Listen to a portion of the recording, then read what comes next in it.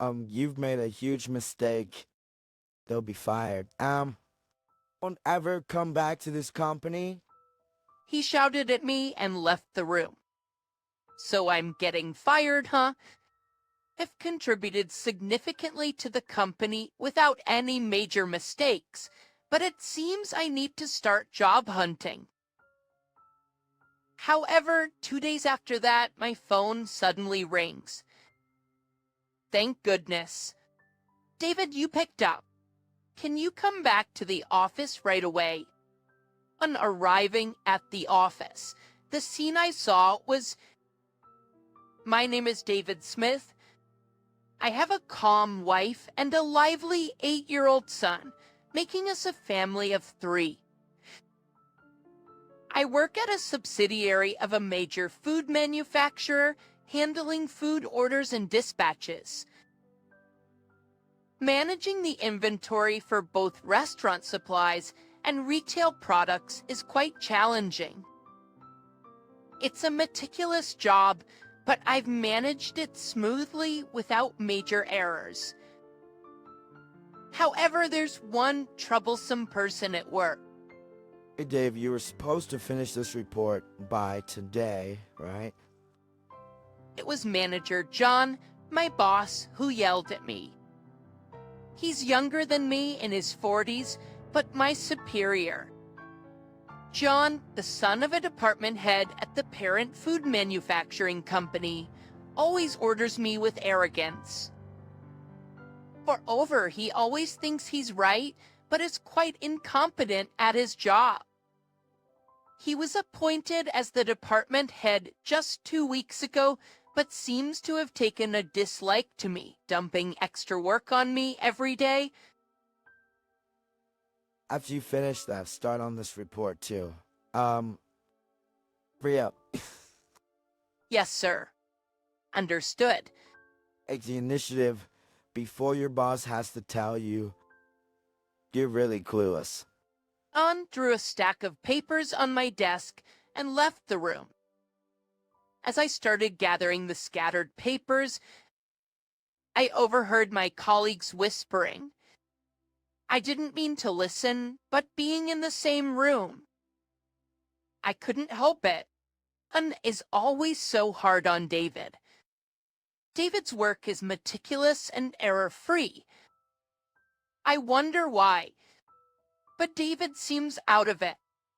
At his age, still no title. Maybe he's not interested in climbing the corporate ladder. Yeah, with his attitude, it seems hard for him to advance. He just smiles off when John yells at him. While hearing my colleagues chuckling, I sighed. Well, just say whatever you want. Well, just say whatever you like. I'm just doing my job my way. While thinking that doing my role is my way, I continued working on the tasks assigned by John. However, one day as I was working, as usual, my colleague suddenly started panicking. She was sweating and repeatedly apologizing while on the phone.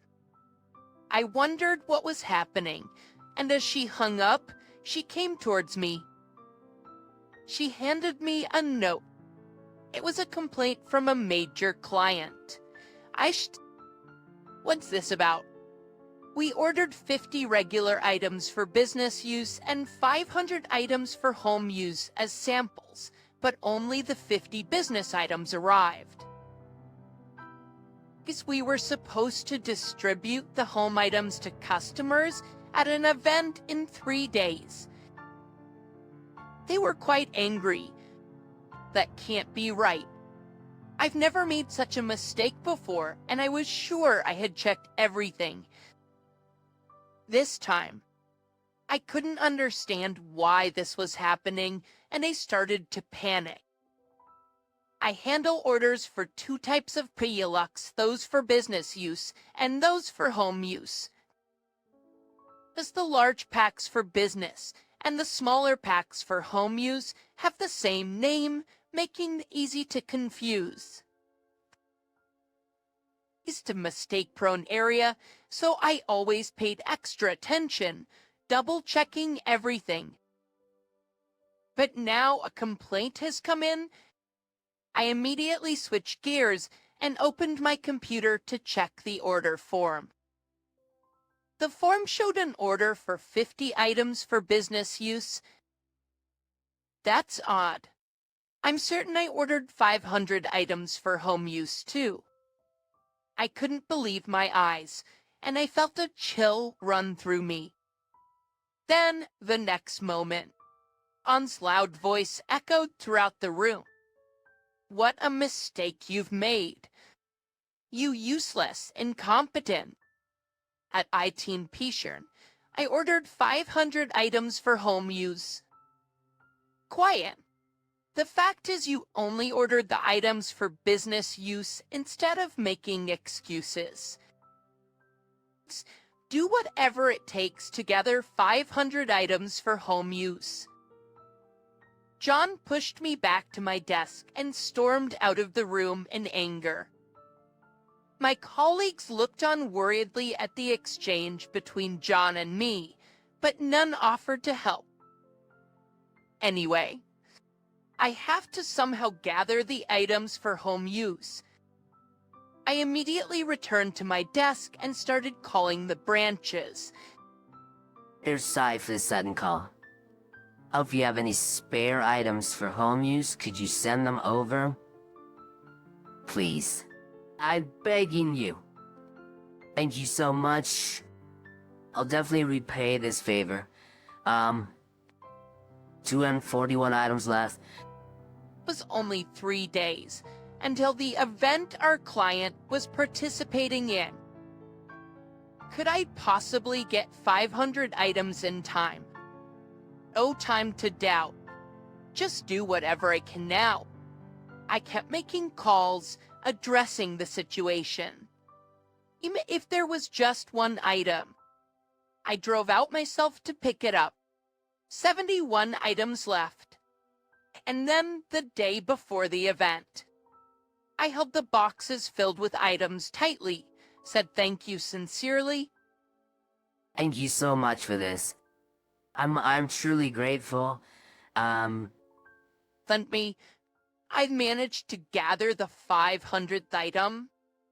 Oh, kids, somehow I had prepared the amount planned for the event. I immediately went to deliver them to the client, but the person in charge looked down at me with eyes full of anger. What's going on?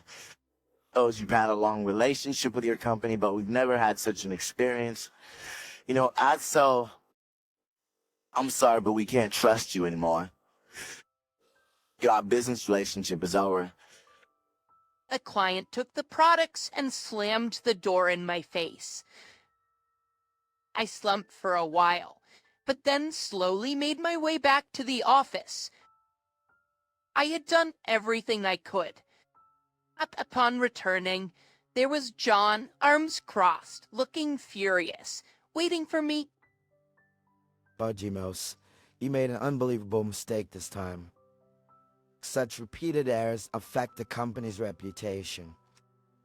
You'll be fired. Leave now. That will ever come back to this company. He yelled and left the room. I trudged back to my desk, head hung low. So I'm getting fired, huh? My mistake has caused trouble for the company.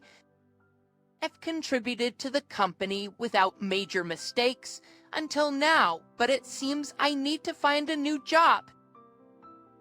It will be hard at my age and without having advanced much in my career.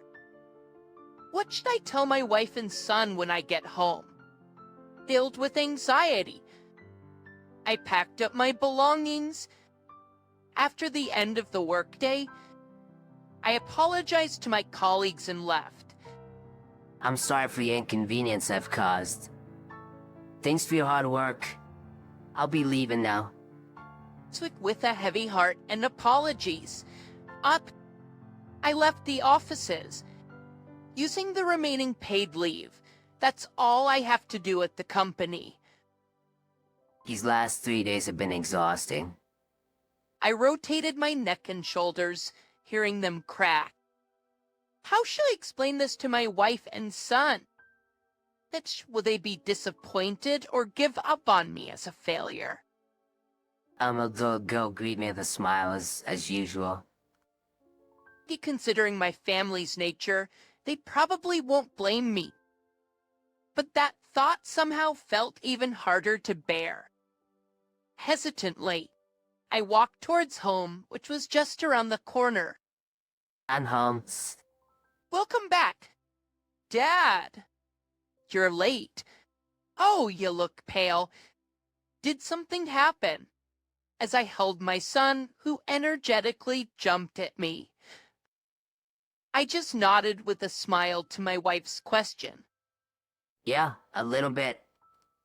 I'll talk about it later. All right, let's have dinner once you're changed. I slowly headed to my room.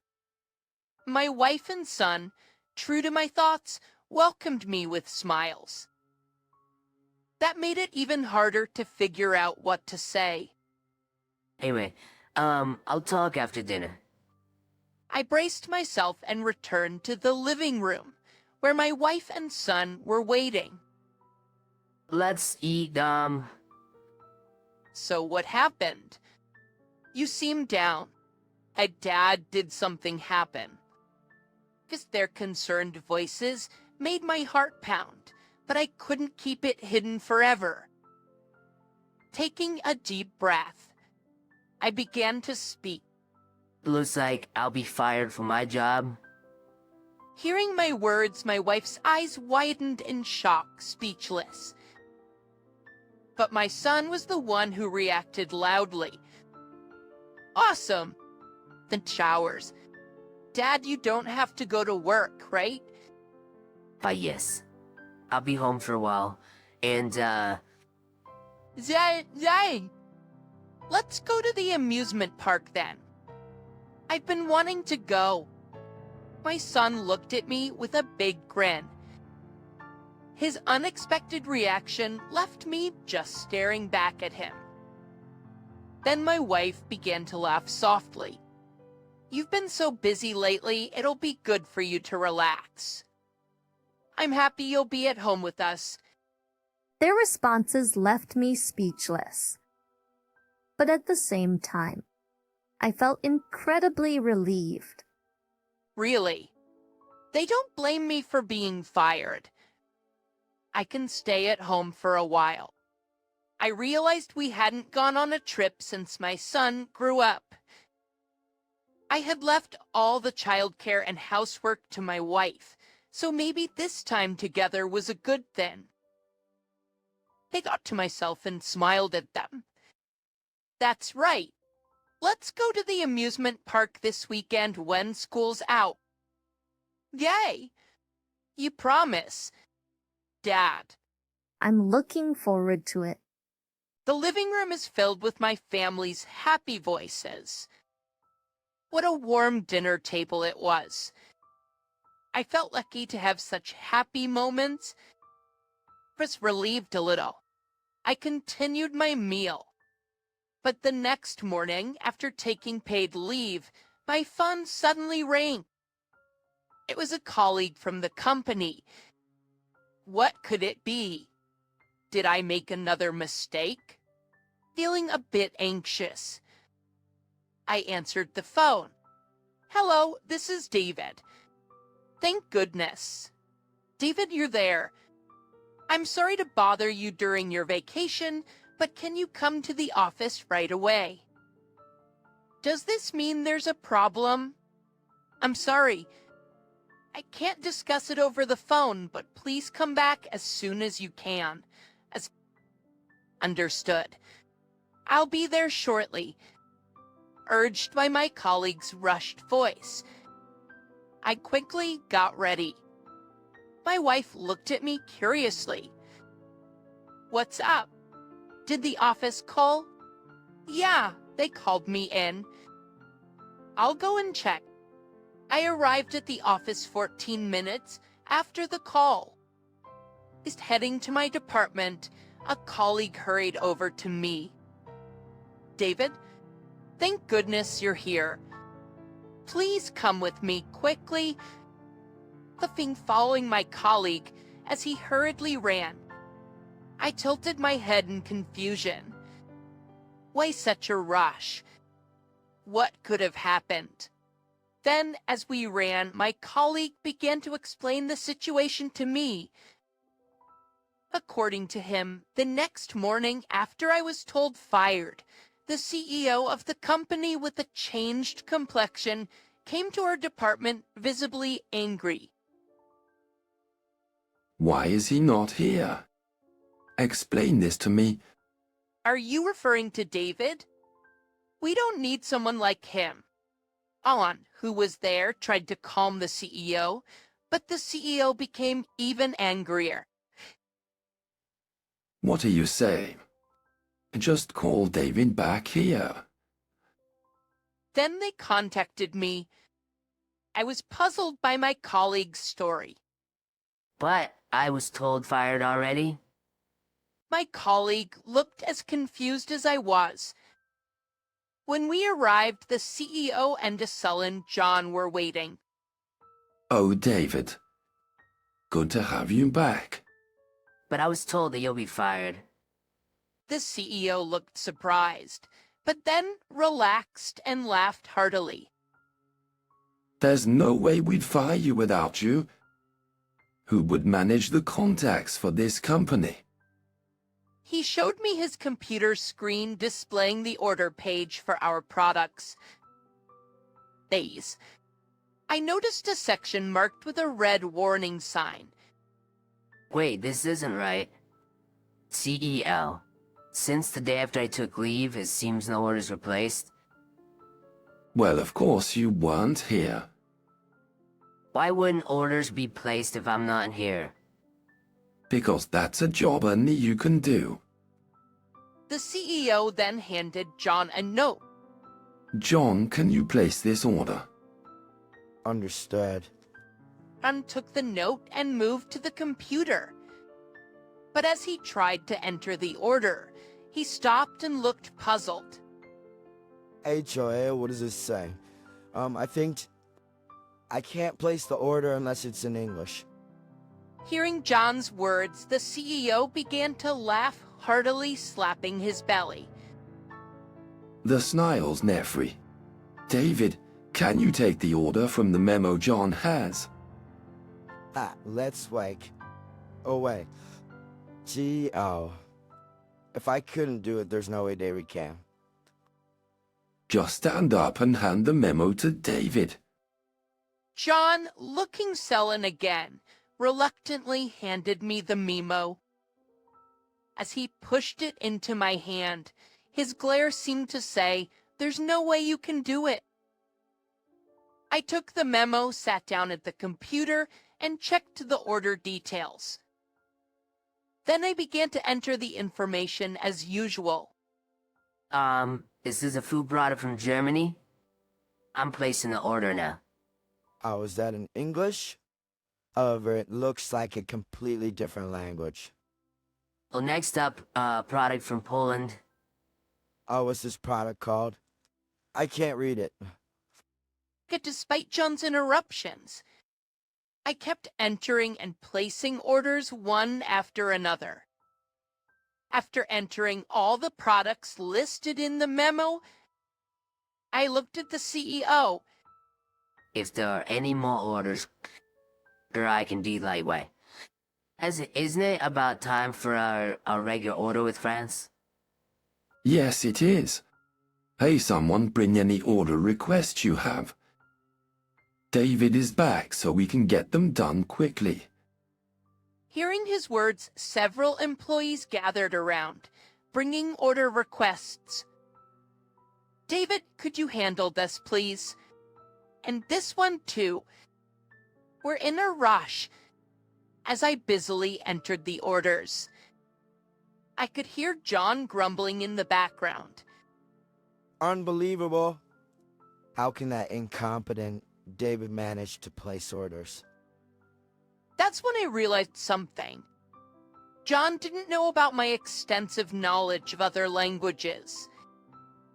In fact, I studied various languages during my student days. Being able to read and write in these languages has been incredibly useful in dealing with these countries. After entering all the requested orders, I thoroughly checked the product names and quantities for any errors. All good, no mistakes. Sending now. I felt relieved after completing the orders, but then noticed something strange. The what? Everything, so... Oh, what's this? This computer was dedicated to placing orders, and it displayed the order history and the last update after completing the order process. To operate this computer, one had to enter their employee ID, so the name of the employee you last used, it was also recorded. And so, according to the record, the last update was on the day I was told fired. But the last updater was listed as John Scott. Oh, that's how it was. What's up? David? As everything became clear, I stood up energetically. Person the ordering mistake the other day wasn't my error. Oh, isn't that right? John. What are you talking about? Your mistake got you fired. Unretorted, his face turning red, sprinting to the computer screen. I made my case. Oh, you specialize in placing orders. And you just said that this incomprehensible languages could only be read by you. If you still want to admit it, which... And then, let me show you the proof. I quickly printed the screen and showed the printed paper to everyone present. Alex, look here. It says the last updater was John Scott. Oh, that is... Don muttered, flustered, waving his hands, but everyone's eyes were focused on the paper I was holding. The CEO took the paper from me and stared intently at John's name. After a moment, he spoke in a grave tone. It seems you are the one who should be leaving this company. John? No, this must be some mistake. Stammered, his face turning pale as he tried to make excuses. But the CEO, with a stern look, declared to him, I will be reporting this matter to your father as well. Be prepared for the appropriate disciplinary action. The president stared intently at John before leaving the scene. John let out a short cry and then collapsed weakly to the floor. Meanwhile, I was surrounded by my colleagues, all of them speaking to me at once. David, we had no idea you had such a skill.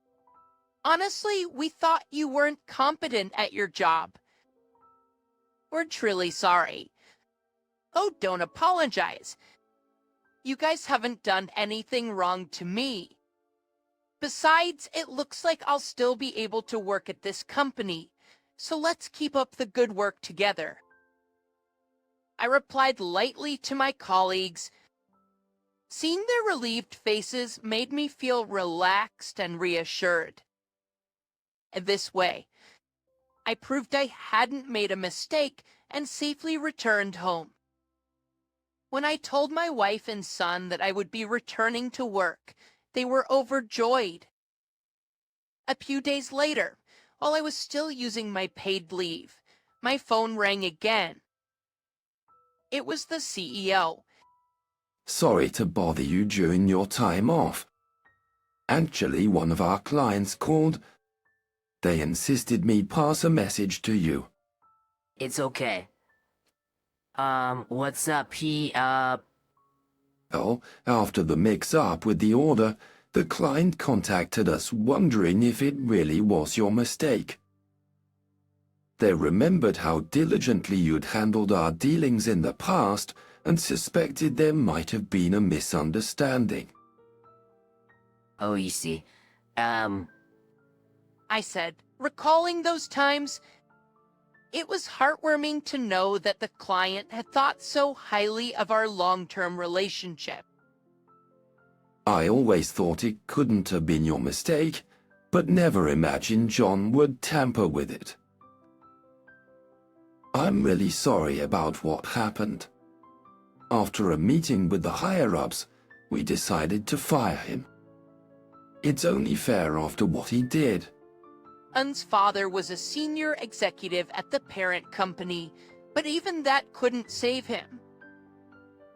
According to the CEO, John was now job hunting at another company, but rumors of the tampering were making it difficult. After hanging up, I took a deep breath. I could get back to work as usual. With John gone, I was ready to work even harder. Seeing my renewed spirit, my wife said with a smile, "Seems like good things are happening." The next day, we went to the amusement park as promised. My family enjoyed the park, watching our son's happy face. "Dad, Mom, we can reserve priority tickets here." "Really?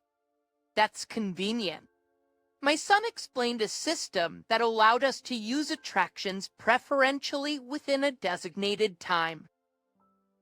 Watching my son, who had grown up so much, without me realizing, a warm feeling filled my heart. We enjoyed the amusement park all day.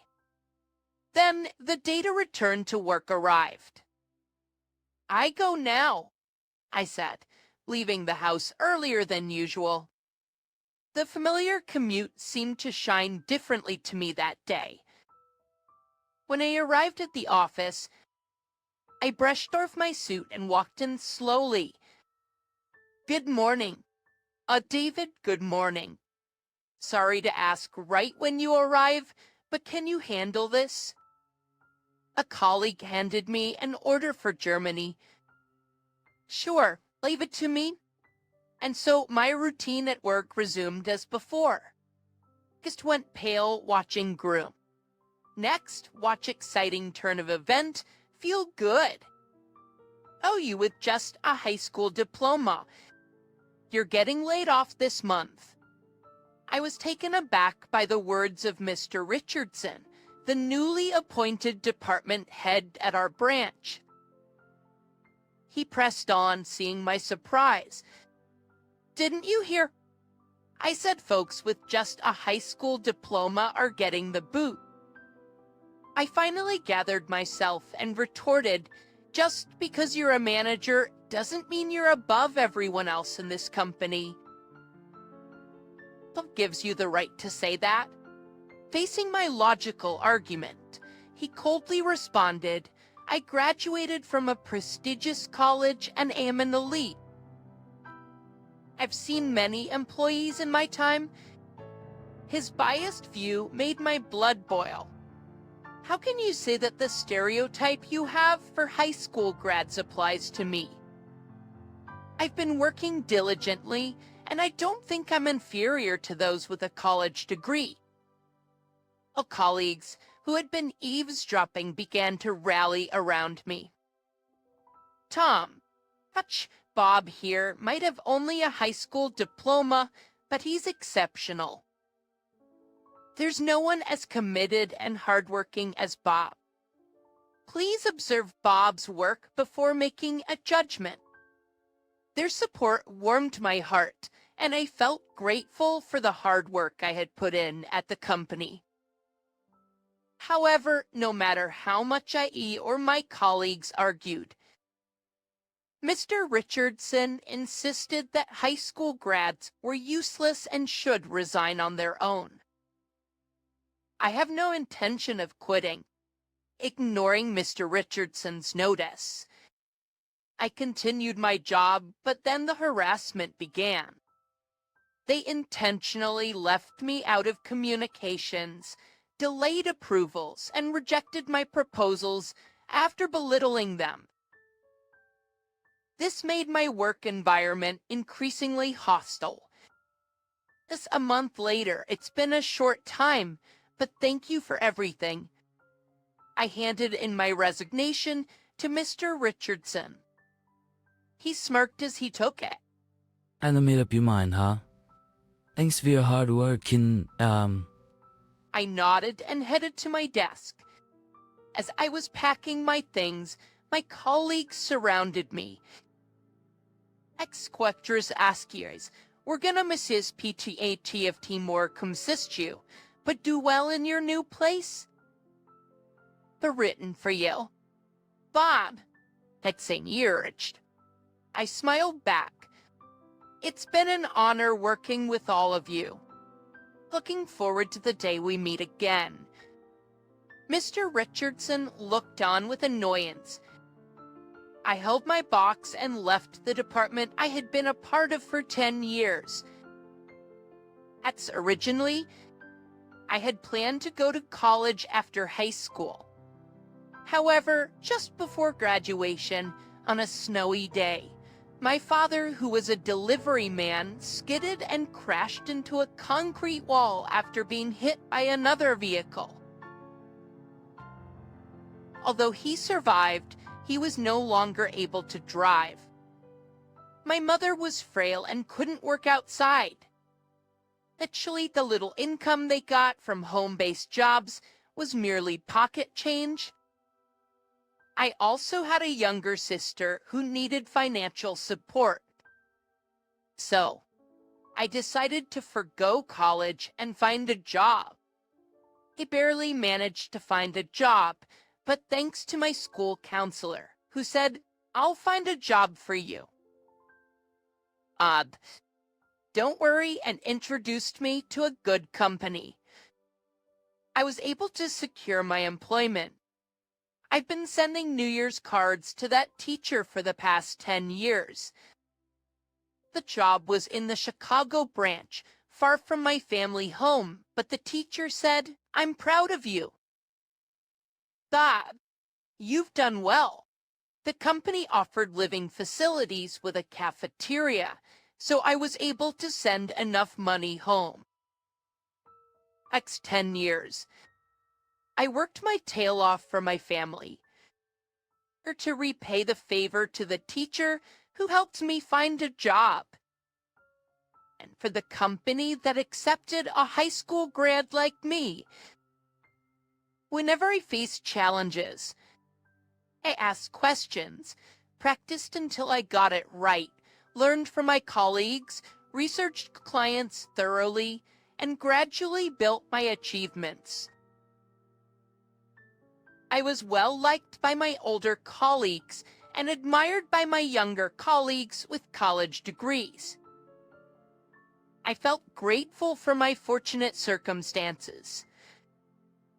Until Mr. Richardson was appointed. I was told I'm getting fired at the end of the month by the new manager.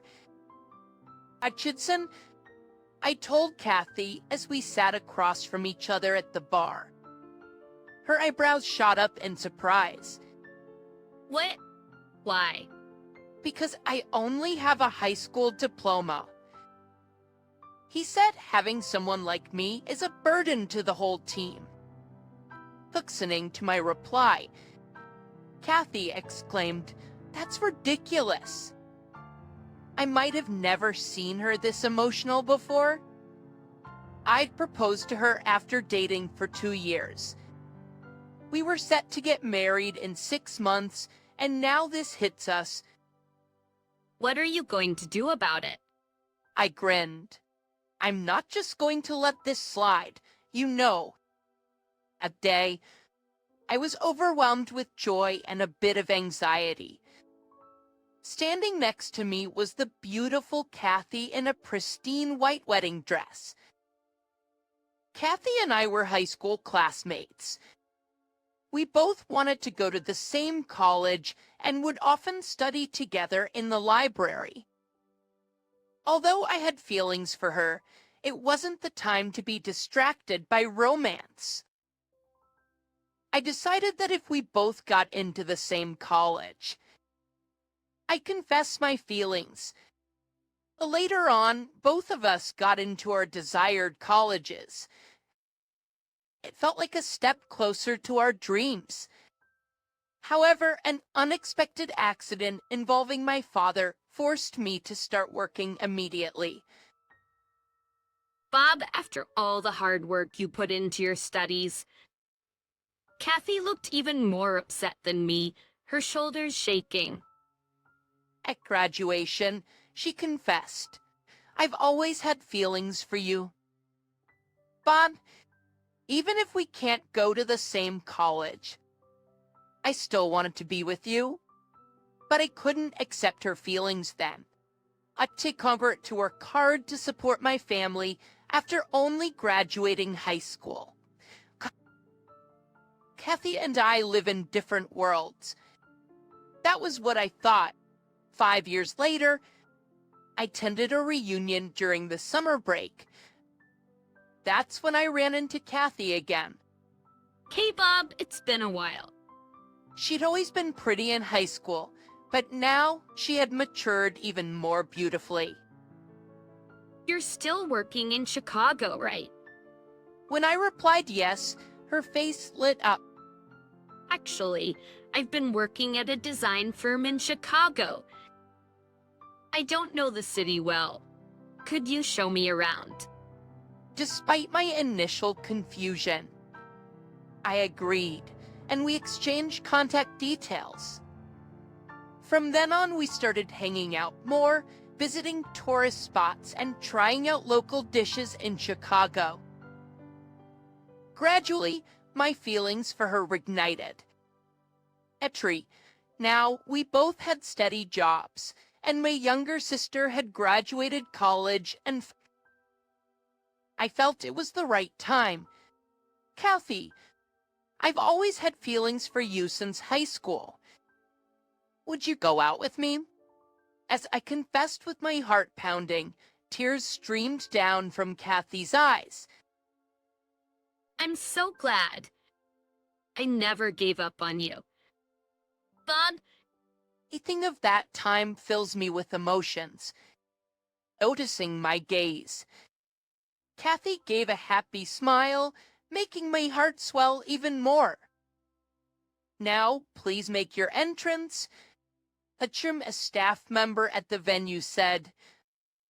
The doors opened wide, and spotlights shone down. Long time no see. Oh, yeah, so Sitting in the bride's side was manager Richardson, who looked as if he'd seen a ghost and let out a scream. My words were followed by Kathy's. I've often heard about that time from my husband. Mr. Richardson just stood there, with his mouth agape and looking lost. As I stand in front of the main table, the Mick begins to introduce the bride and groom. The bride and groom have already registered their marriage, and Bob decided to change his surname from Collins to Brown. The wedding invitation included his former name, but another version without his former name was sent to Mr. Richardson. He probably never dreamed I'd show up as the groom at his company CEO's daughter's wedding. Mick starts detailing my background. Bob, after working at the Chicago branch of Brown Company for 10 years, had transferred to the New York head office and is now actively working as the director of the Human Resources Compliance Department.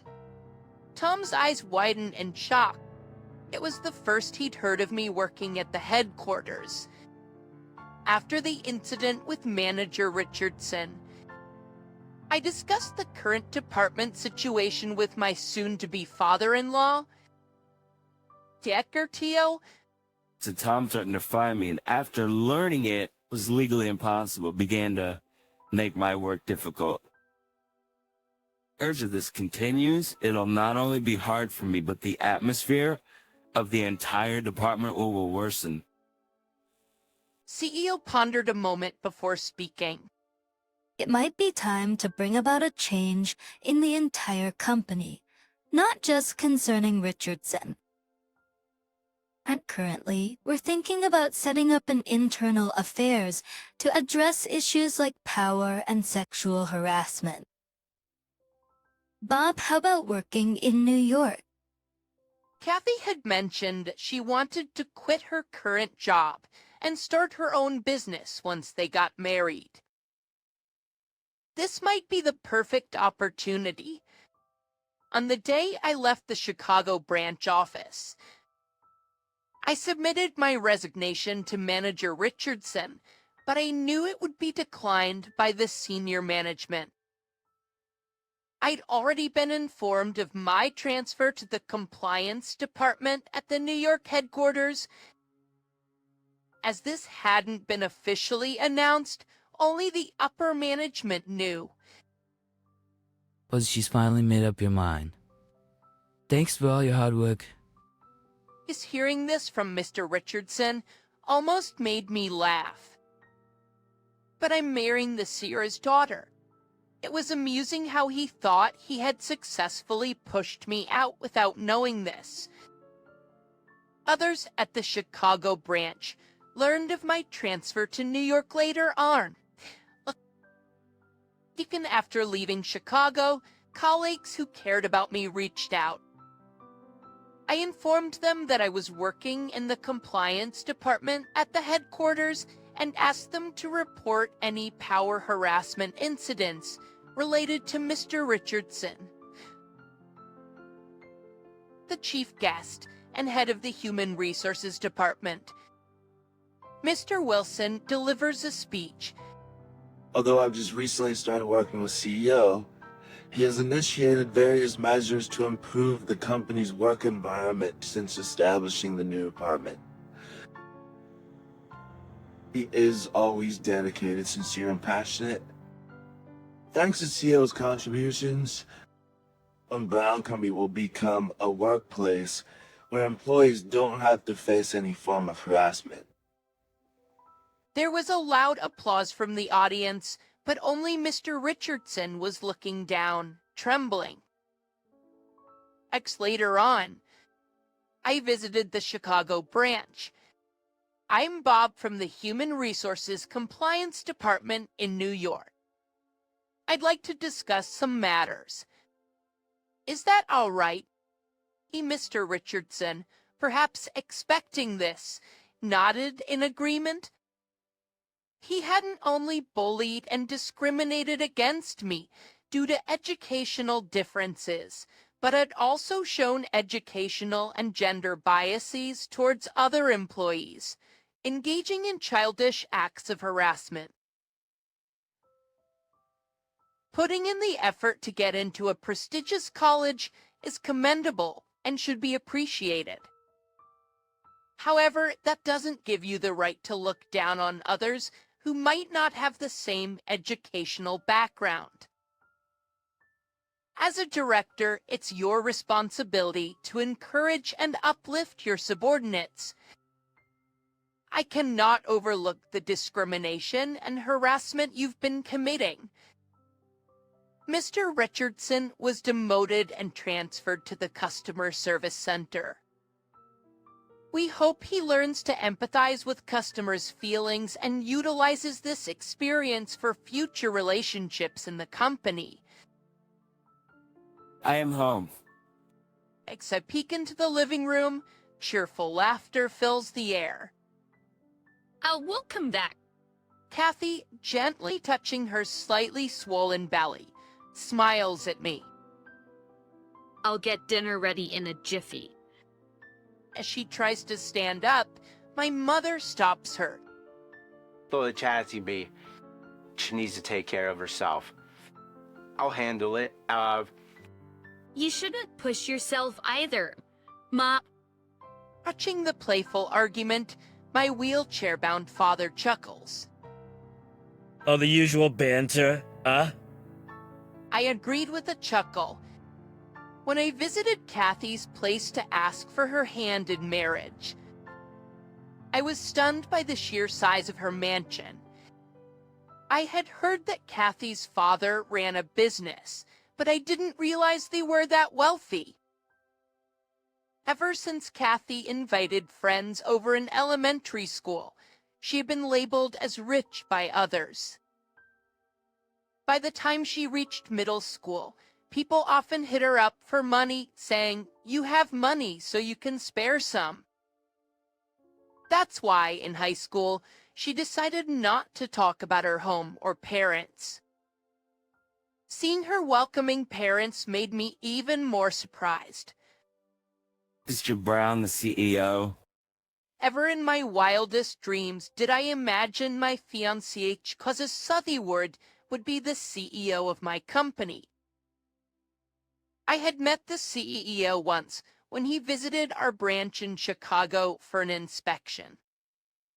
I've heard good things about you. Bob, you're a diligent and outstanding employee. Had high hopes for you. I remember feeling incredibly honored. Being seen favorably as an employee is one thing, but being the fiancé of his daughter is another. With my disabled father and the fact that I only have a high school diploma, would he accept me? Such fears swirled inside me.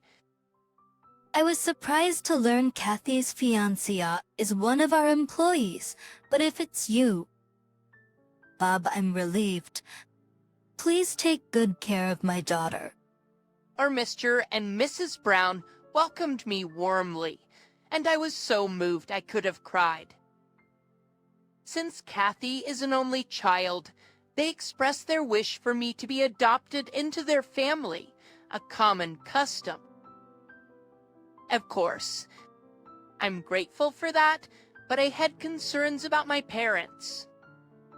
Until now, I've been financially supporting my parents, and my sister practically took care of them. But my sister got married and moved out of state, leaving just my parents living by themselves. Would it be okay if I rush to my parents' side in case of emergencies? When I asked, CEO made an astonishing suggestion. We'd like you to be adopted into our family, but we aren't thinking of living together. If you too wish, you can live with your parents.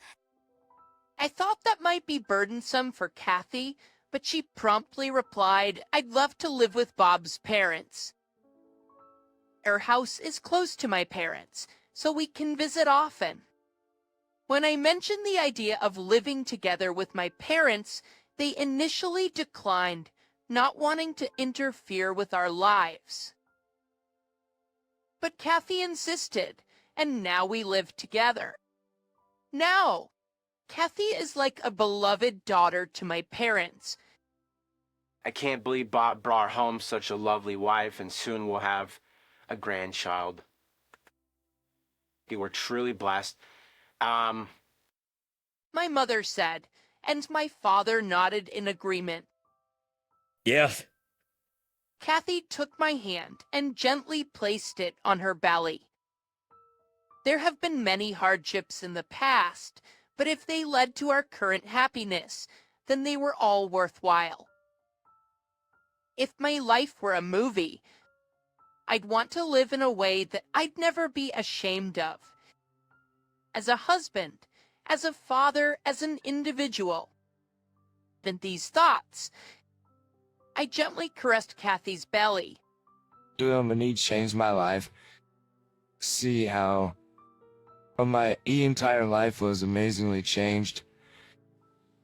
I'm a 30-year-old single office worker who never had a girlfriend. My only saving grace is my programming skills.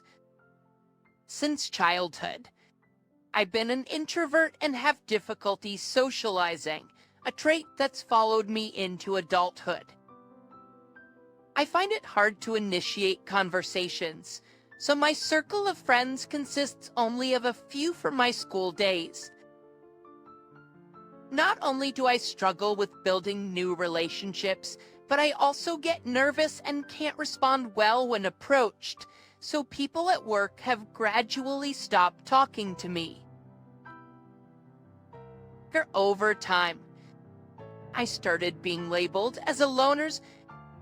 I'm never invited to lunch or drinking parties, which is lonely, but I also get tired when I am invited, so I guess it's not so bad. Especially teaching Miss Knight Johnson, the beautiful receptionist, was blatantly looking down on me.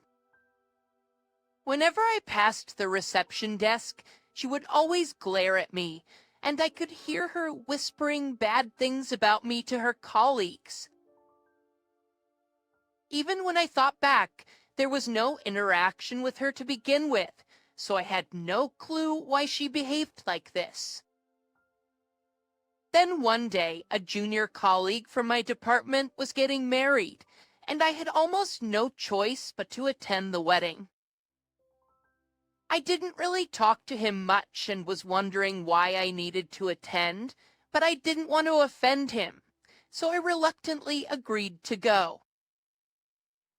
I wondered if they would really be happy to have someone like me there.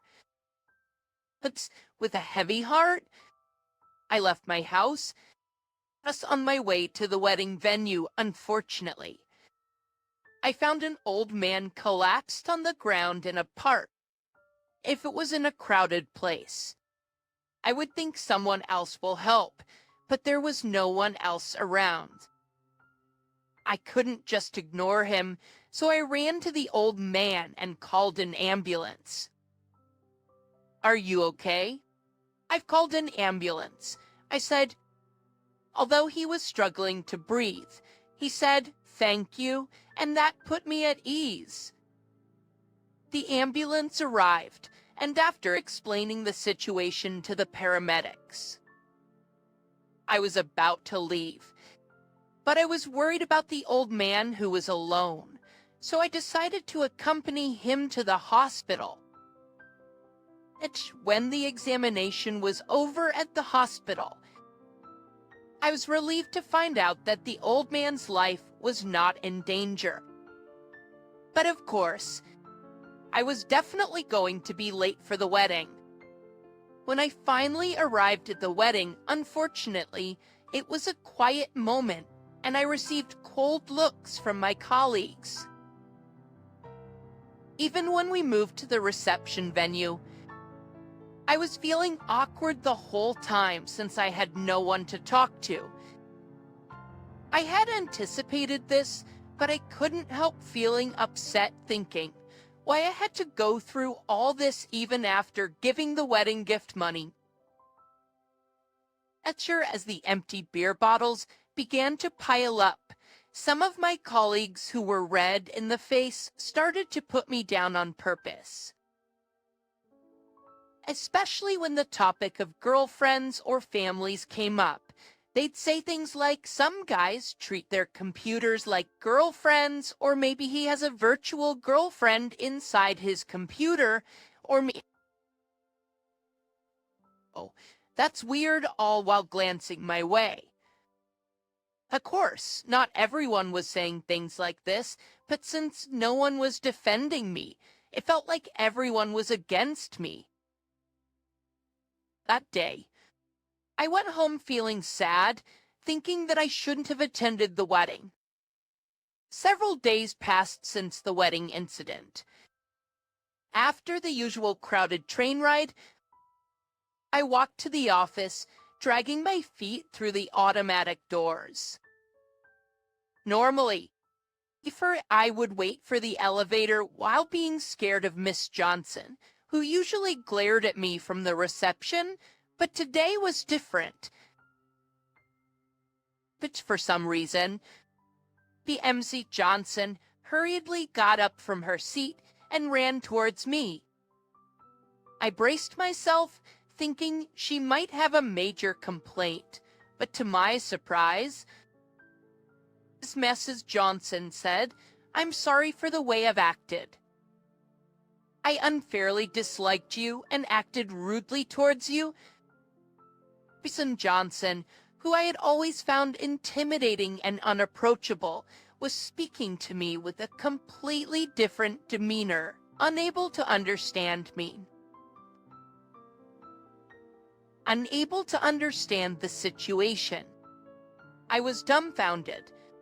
I had never had a chance to look at her face up close before, but seeing Emma's Johnson up close, I realized why she was considered out of our league by the male staff, because she was really beautiful. However, I noticed that I was being stared at by people coming into the office because I was facing Ms. Johnson, so I tried to leave immediately. But Miss Johnson, who seemed not to care about the stares, invited me to the space next to the reception and began to explain the situation. Apparently, Miss Johnson had once been a victim of an online stalker. Because of that, she had a dislike for me, who was a member of the system development department and somewhat resembled that perpetrator. Actually, even though she knew I was a different person, she couldn't help but feel scared. And also, I had completely forgotten until now, but when I first joined the company, I inadvertently stared at Miss Johnson, who was exceptionally beautiful and stood out.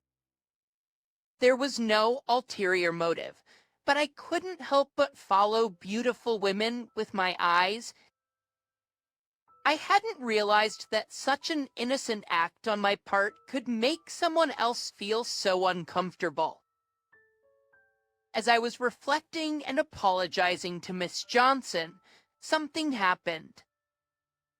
The company president was walking up behind Miss Johnson, and for some reason, he was with the old men I had helped the other day.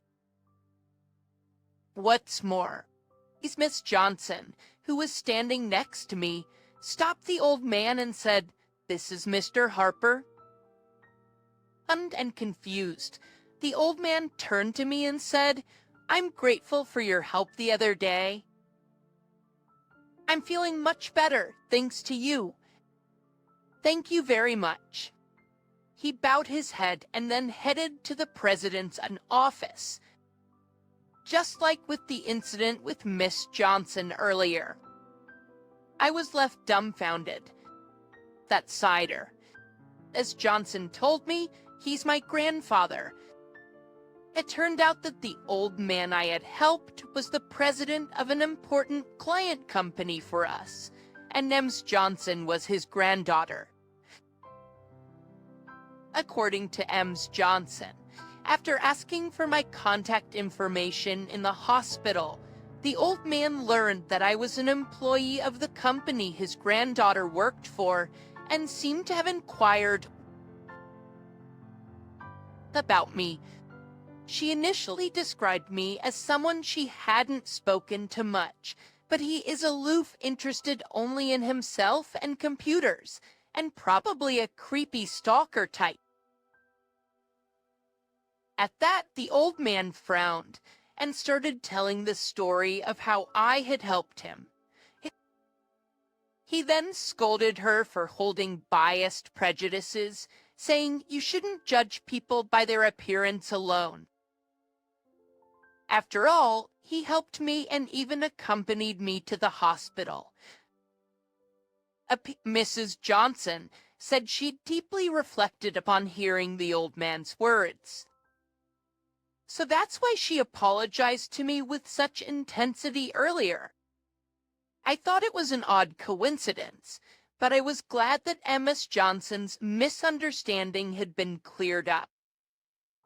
Just a week later, I came to work as usual, sat at my desk with a cup of coffee, opened the attendance screen, and pressed the button. I always check the company-wide notifications, and as I was going through today's notices as usual, I thought I saw my own name. I felt strange and read it again. For some reason, my name was listed as a member of a new project. I knew they had been recruiting project members internally before, but I hadn't applied, and I had heard the competition was fierce, so it should have had nothing to do with me. I sat at my desk, not understanding if it was some kind of mistake. Then the people around me started whispering and glancing at me. Good morning. It's at the morning meeting. The major announcement for today is about the new project. I guess it's something I aside about it. I assume everyone has checked the shared file, but let's just confirm it again for confirmation. The morning meetings with the department head were always excruciating. I expected that I would be laughed at when they announced there had been a mistake in the list of members. I didn't want to face anyone, so I just kept looking down. But for some reason, when they announced each member's name, mine was called as a matter of course. As expected, the room buzzed when my name was called.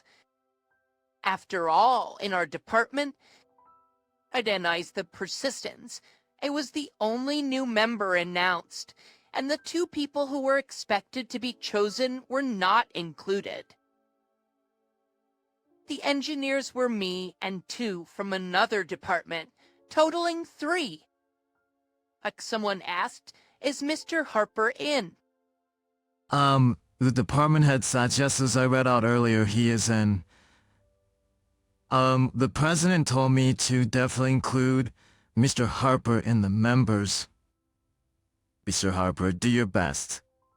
I wondered why the president would, but there was no way to find out. As I was thinking about how many strange things had been happening recently, Miss Johnson approached me as I arrived at the entrance. Miss Johnson approached me as I arrived at the entrance. Can I talk to you for a bit? Oh, sure. About the new project members announced today? According to what Miss Johnson shared with me, the old man I helped had remembered someone in our company saying Harper is diligent and his system development ability is flawless, but he's too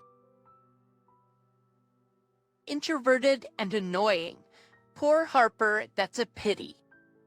He'd been curious because Harper was an unusual surname, and he thought it might be about me. That's why he'd asked Miss Johnson in detail about my job level and evaluation within the company.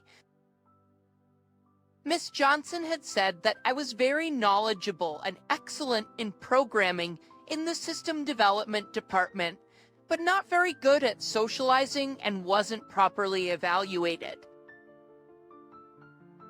I was surprised that Miss Johnson knew so much about me, even though she was a receptionist, not HR staff. When I wondered why she knew so much about me, Miss Johnson continued, I have a friend who works in human resources. They told me, when she told the old man about it, he said, it's too bad he's not appreciated even though he's excellent. Communication skills are necessary for sales, but engineers should be properly evaluated in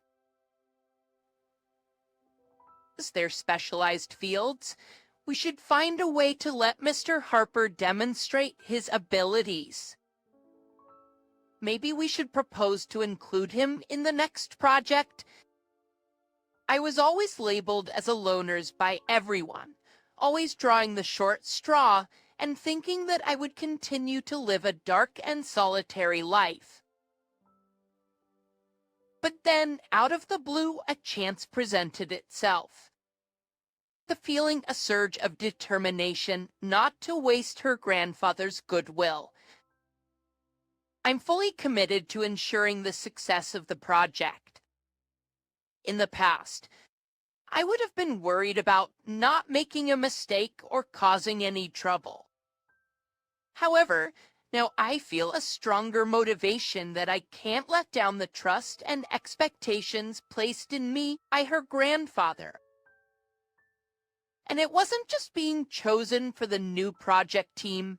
It seems that Miss Johnson spread the word about my helping her grandfather, and soon my story was making rounds in the company. For before, I wouldn't even get invited to social gatherings, but now I'm increasingly being asked, how about joining us for a drink? Mr. Harper, I was socially awkward, but the simple fact that I was being invited made me happy, and I started showing up at these social gatherings from time to time. Or before joining the new project, I was deeply concerned about my lack of social skills, but once I started, or before joining the new project, I was deeply concerned about my lack of social skills, but once I started, the job was so rewarding that I didn't worry about such things, and I became happier and more fulfilled each day. I feel like I am meeting the expectations of everyone, including the CEO, by showcasing my excellent programming skills, which I was always good at. And there is not a single person among these members who would mock me or try to ostracize me. Everyone is passionately focused on their jobs, all for the success of the project. It seems that her grandfather, who knew about my trouble with conversation despite being competent at work, advised the CEO on how to make the most of his employees. Basic in this project team, embracing individual personalities has also become one of the themes. Thanks to the project, I'm now recognized as one of the top engineers in the company, and no one looks down on me anymore. Their Azer, I can even have friendly conversations with them as Johnson now. My entire life has changed in an unbelievable way because I helped an old man. I plan to continue working hard so that I can be of use to everyone, and if possible, I hope to grow even closer to Miss Johnson. At the junior high school reunion, mates of vindication from Myrtle Ellen Irby, who used to work at the same bank as me, mocked me for switching to a farming job. The reason I moved to the countryside where my maternal grandfather lives was because I got fed up with living in the city due to being framed by Robert. But even though it was your fault, I didn't hold a grudge against Robert. In my new home, I found something precious, something more important than anything else. I am John Smith. I excelled in studies from a young age. I always scored perfectly and never below 90. My parents seemed extremely proud of me, and I was proud of myself for being like that. However, I had a problem. I attended an escalator-style private school from elementary to high school, always ranking first, and then I went to a prestigious university through the same escalator system. And even in university, I continued to achieve excellent grades. I was hired by a major New York bank without experiencing any setbacks. However, at New York Bank, where elites gathered, my boasting efficiency went unnoticed. And I had a weakness. I was not good at communicating with others. Even though I was good at studying, communication was essential in the workplace, so the part of me that had been neglected became apparent, and I fell behind my colleagues. Hey, John. I was stopped by one of my female colleagues. I knew the reason why I was stopped. It was because of the blunder I made in the window service earlier. John, aren't you from a good background and quite smart? Or yet you can't handle window service. I'm sorry. Did you cheat at school? Huff, why is someone like this working with him, who does a good job? A man named Robert, who had been in the same class as me since elementary school and had always been second in the class following me, was my colleague at the bank. He had lower academic background than me, but was handsome and had excellent communication skills.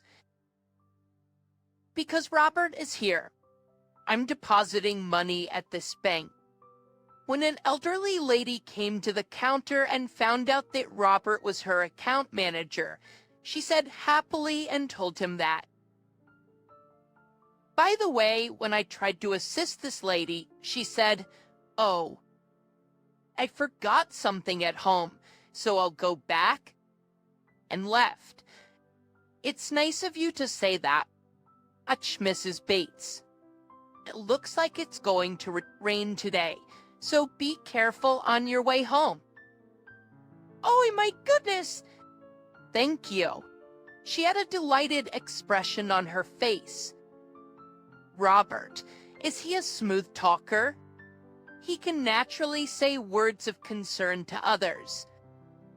Well, this guy has never said anything like that to me in our lifelong friendship. Oh, it's John.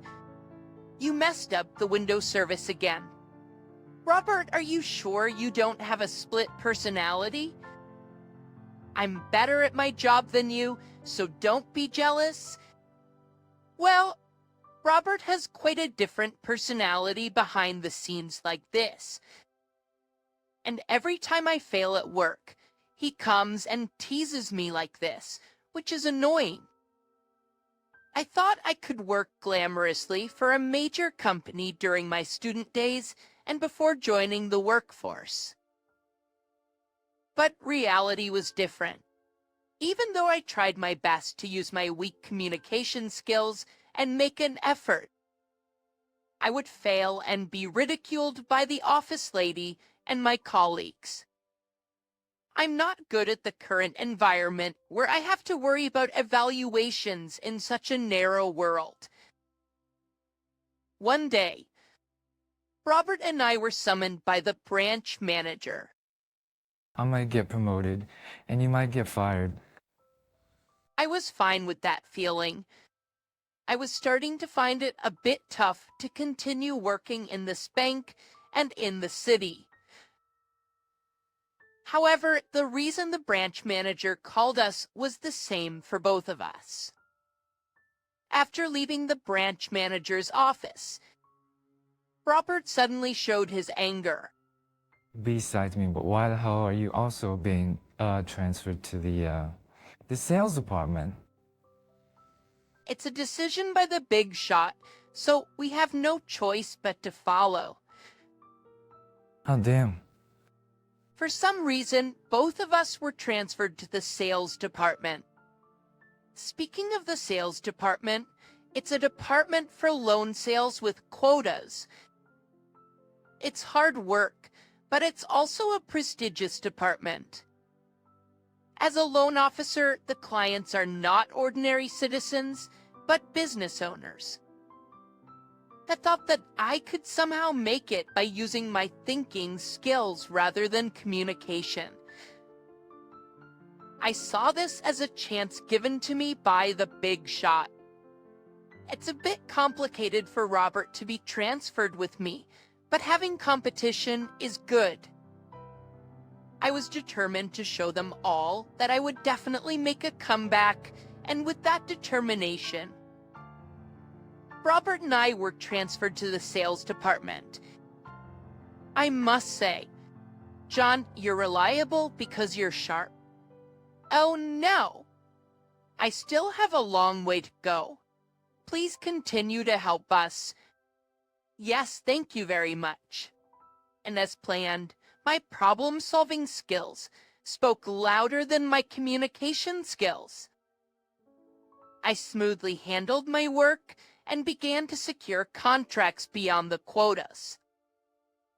Of course, it was because the job suited me, and I actively sought guidance from my seniors to improve my weak communication skills.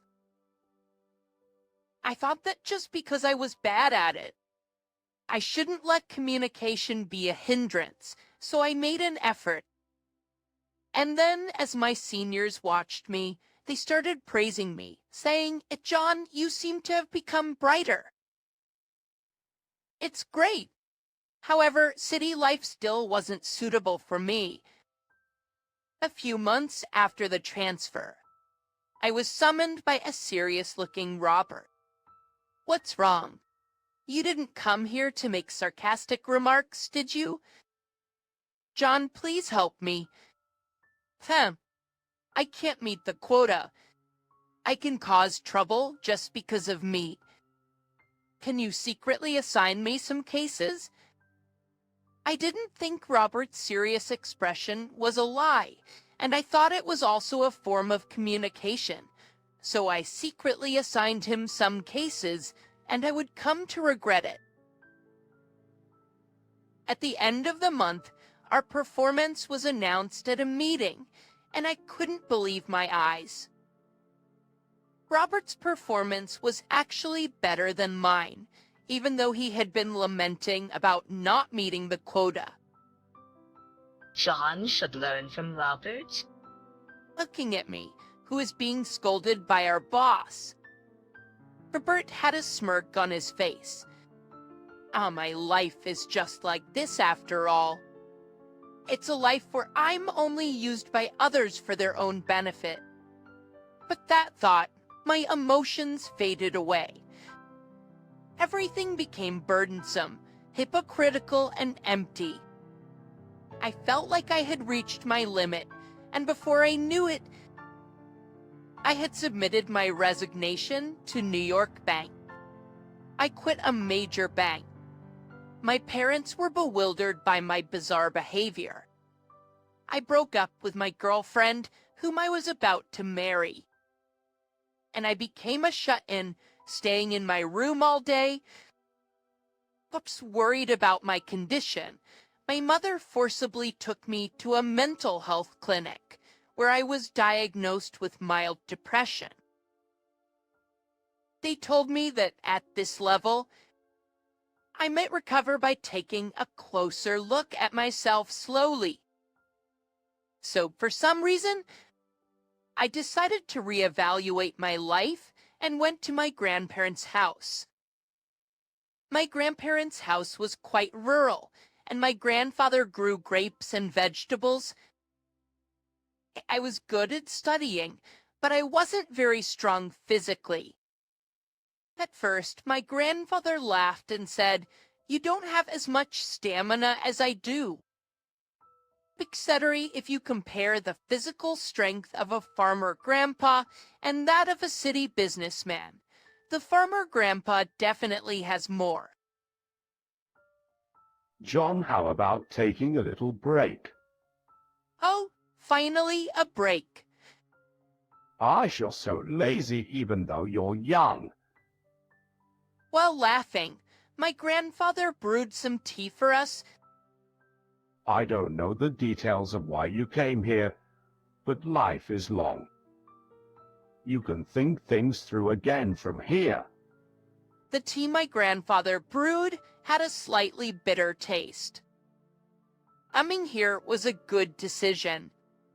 Working on farming with a life senior was a refreshing change of pace. I'd put pit to then. I woke up early in the morning and helped with growing grapes and vegetables on the vast property. I used to be afraid of bugs, and in the beginning, I would make a fuss over finding just one caterpillar. But now, I empathized with their struggle to survive, and my resistance disappeared. Like the farmland on the expansive property, which my grandfather managed by himself, was so large that I often wondered how he did it. Emphasized, when I asked my grandfather about it, he told me that he usually hired a few people from the elderly labor agency. However, recently, he had reduced the number of workers because I was here to help. You know, John, I hate this world where farming is considered at the bottom. Don't you think it's strange that they call what we do at the bottom, even though we're able to feed ourselves with the crops we grow? Yeah, you're right.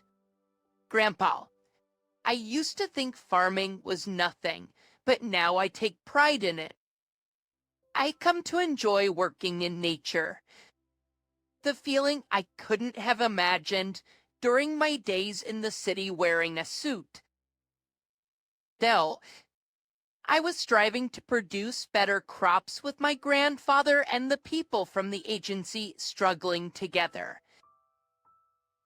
This way of life continued for about 3 years. One day, as I was driving along a country road in my car, I saw a woman walking barefoot while singing a cheerful song, even though she was wearing a suit.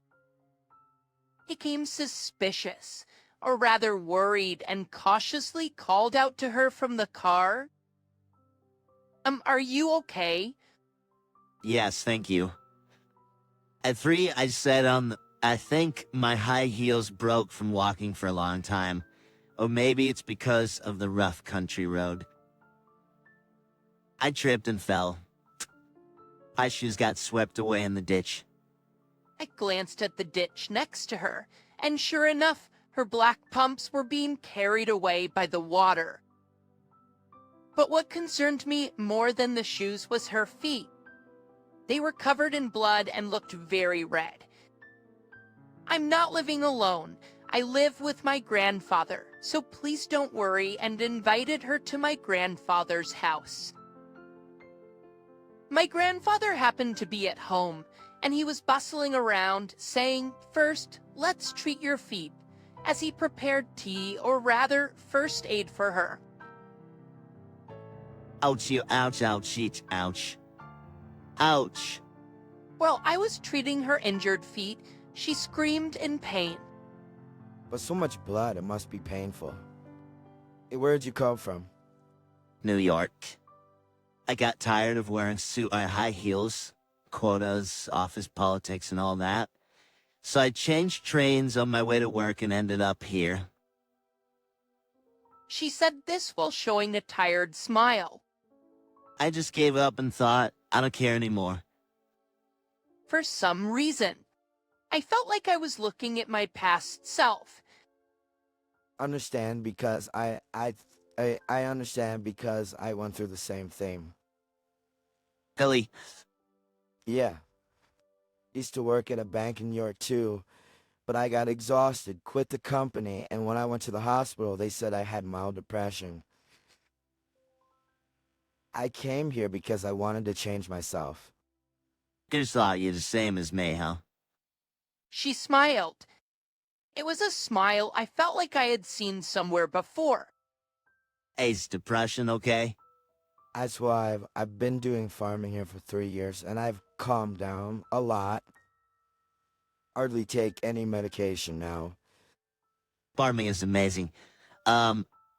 She said this and found a photo in the living room. It was a picture from my student days. It's with her newly treated, painful feet. She unsteadily stood up and picked up the photo.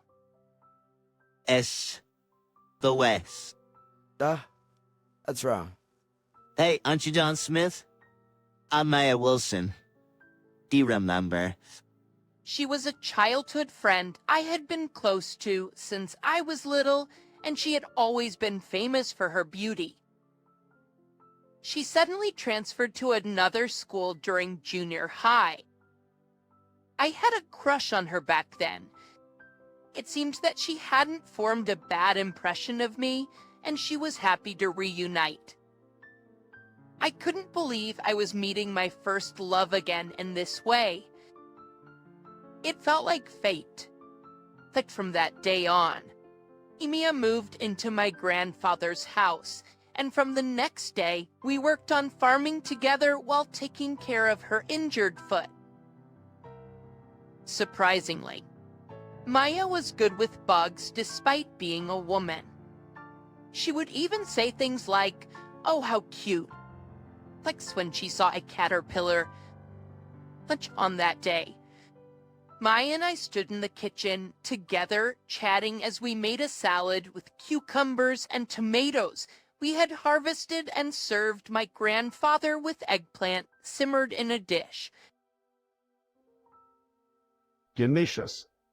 Well, Mia, how about becoming John's wife? Son, Grandpa, That might be a good idea. I've always been a good guy, and farming is fun. Think about it. I'm serious, wait, mate Maya. Grandpa burst into laughing. We lived together like this, joking around for 2 years. The life with her made me feel alive and brought joy. My depression was completely gone. Guy, I've figured out what I need to do. Saying that, she returned to New York. About a month later, I received a letter from my mother. As a letter in this day and age. I was surprised. At city inside was a letter from my mother saying, "You seem to be doing well," and an invitation to a high school reunion. A class reunion, huh? John, are you going? Maybe I should. You'll meet old friends after a long time. You should go. And so, I decided to attend the high school reunion. There was another reason I wanted to go to New York, but I had forgotten about it. Oh, it's you. Yo, Chanya. It's been about 5 years, right? You're still alive. Well, come to think of it, he was also a classmate from back then. Robert, What are you up to these days? he can't hide that smirk on his face. He didn't even apologize for what he did to me, pushing me into depression, and now he's laughing at my profession. Well, I'm doing farming with my grandpa now. Well, I'm doing farming with my grandpa now. How's farming? Yeah, no way, the top student in our class is a farmer now? That's hilarious. Making fun of someone's profession without even apologizing for what he did. How rude. My classmates were essentially all elites. Everyone was siding with Robert and mocking me. They were all mocking me, probably enjoying my downfall after being the top student in school. What are you doing in your 20s without building a career? Like Lay, I mean, living a peaceful life in the countryside and getting a wife might not be a bad idea. I was just speaking my mind. However, the others were already treating me like a clown. Courage? Do you even have a girlfriend? About right now. No way, just give up and embrace the single life. The farmers like you aren't cut out for marriage, so give it up. Well, I thought the city was suffocating, and then a girl arrived late and raised her voice unexpectedly. Getting married is easy for you. John, I'm here after all. Gotta say, Maya? Seems like things are getting lively. Do with me here. John will become hero. Nia transferred out of our middle school without graduating, but it seemed like she had received an invitation after all. Or rather, what does she mean by hero? I didn't expect to see you. Maya, you're still beautiful even as an adult. Mia's beauty was enchanting, and Robert and the others were excited by her appearance. However, Robert seemed bothered by Mia's words. Wait a minute, boy, John, you really that close? Hey, could it be? I'm John's fiance. He was quite surprised to hear that. Well, even I hadn't heard about it. I hoped it would turn out that way. Then the guys who had been mocking me started to approach Mia. Herbert in particular used a boastful and dirty approach, but Maya just laughed it off. Working in a bank isn't a big deal. Bun's annual income is $2 million. No way. 2 million from farming. No way. 2 million from farming. That's impossible. But Maya isn't lying. They looked quite surprised. As the venue began to buzz with uncertainty about whether the story was true or not, Maya cleared her throat and started explaining about our farming. Di's being recognized in the industry as a pioneer of smart farming. I pondered how I could make the best use of my grandfather's extensive farmland. Using my natural intelligence, I came up with ideas like using drones for pesticide spraying. As a pioneer, I revitalized and utilized the local barren lands in my grandfather's hometown. Oh, but reaching $2 million in income was thanks to my Fortunately, Maya worked as a researcher at a pharmaceutical company. Leveraging her skills from that time, she improved fertilizers and with her naturally research-driven personality, achieved great success in breeding. That breeding achievement was quite something. Do you know a certain type of grapes called Shine Muscat?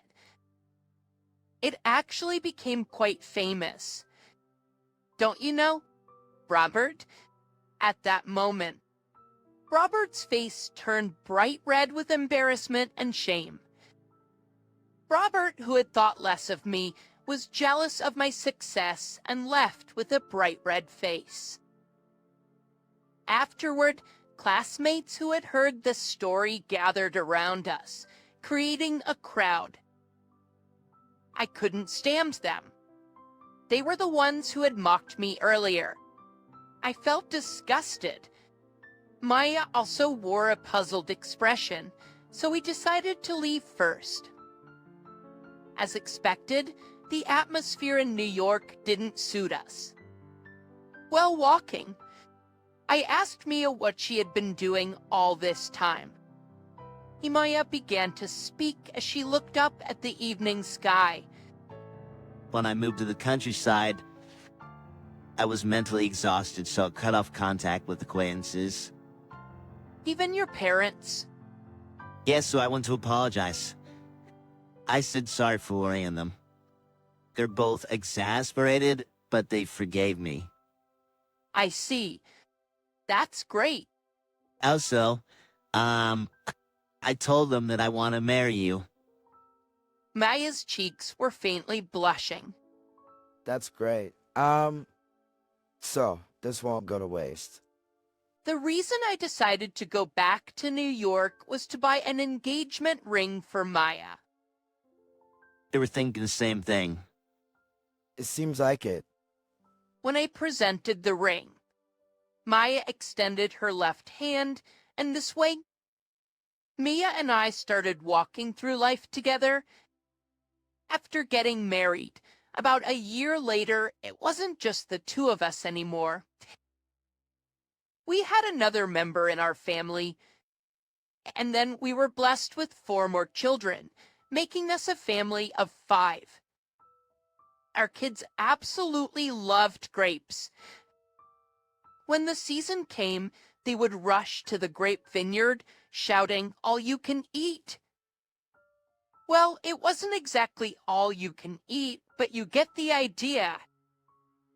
But it was delightful when they all frowned and protested in unison when we served tomatoes, eggplants, or bell peppers at the dinner table, saying, "No way." I hate it. I won't eat it. As they grew older, they began to appreciate the farming, and little by little, their pickiness diminished, or so it seemed. There are many challenges in life. We've experienced struggles and great successes. The raising children and farming are both tough, but with Maya, we can overcome anything. We're kindred spirits, outcasts from society. Yet as long as we're together, we can conquer any difficulties. We firmly believe that. Hey Johnson, you're wearing the same old clothes again. Living broke with your grandma really suits you, haha. As per usual, I was being harassed by my classmate, Bob. Bob always bragged about his dad working for a top-tier company. He loudly boasted about his weekend trips to theme parks and movie theaters, as well as family trips abroad during summer vacations, making sure everyone heard him. Most classmates probably disliked Bob internally. However, he was tall and muscular for a kid, like a boss of the class, so no one dared to defy him. He especially targeted me, living in poverty with my grandmother, and harassed me almost daily. If my mom and dad were still alive, I wanted to feel this miserable. I clenched my fist, shaking in anger. At 11, I lost my parents in an earthquake. It was during spring break, and I happened to be staying at Grandma's place. I was shocked by the footage on the TV, and when I saw my parents' names among the casualties, I was stunned. After the quake, when Grandma and I returned to our hometown, the entire area was devastated. These homes, facilities, and factories were destroyed and washed away. Where our house once stood, rubble and debris from elsewhere were piled up. The tsunami didn't just take my parents and home, it washed away all our memories. To myself, I was taken in by my grandma amidst this unexpected tragedy, unsure where to direct my anger. Grandpa had already passed away, and Grandma lived on a meager pension. Thus, with little to no financial flexibility, Grandma struggled to raise me. Previously, she was content with a simple meal.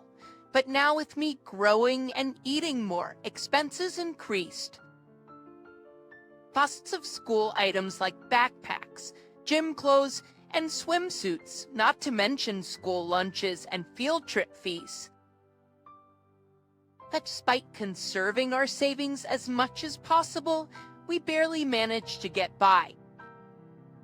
As I reached middle school, preparing for college expenses, Grandma started working at a nearby convenience store. Grandma married Grandpa right after graduating and hadn't worked before. Though she never complained to me, I sometimes caught a glimpse of her weary face, showing her struggles with the job. Despite the hardship, she never just spoiled me.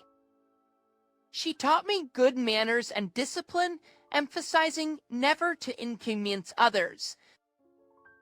I didn't want to burden her, so I never told her about the bullying. One day, I was heading to the store where Grandma worked. It was to pick up expired lunch boxes. But the store, run by a franchise owner, typically discards items past their sell-by date. But considering Grandma's situation, the owner let us have the bread and lunch boxes. So on days when Grandma worked late, I'd pick up my share right after school before the evening rush. It had been a year and a half since Grandma started working there.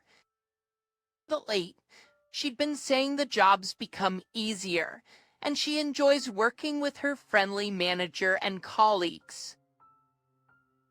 But considering her age, it must still be tough. I wanted to ease her burden as soon as I could. As I entered the store, I unfortunately spotted Bob and his dad. I wanted to turn back, but Bob caught sight of me. I get the lunchbox after Bob and his dad leave. That was my plan, but it wasn't just Bob who noticed me. John, here's your lunchbox. It just went past its sell-by date a couple of hours ago. Get home and eat it fast. As Grandma handed me the lunchbox, I hung my head in shame. I felt my face burn and my stomach churned. Even with my head down, I sensed Bob smirking and approaching me. You eat expired lunchboxes? This is what I expected from someone as poor as you are. Grandma gasped upon hearing Bob. She was unaware that Bob was my classmate or that he was bullying me. It was distressing to think that this incident would reveal everything to Grandma. Noticing our interaction, Pup's dad, who was browsing the aisles, started walking towards us. I hoped that he would reprimand his ill-mannered son, but as they say, the apple doesn't fall far from the tree. Hey, you can't just take lunchboxes without permission. Can't believe one of Bob's classmates would steal. He glared accusingly at me and Grandma. Grandma looked away, tears forming in her eyes. Just then, a young female cashier intervened. This isn't being taken without permission. He's the manager, understanding Johnson's family situation, allowed them to take 2 discarded lunches. All the staff members are aware of this.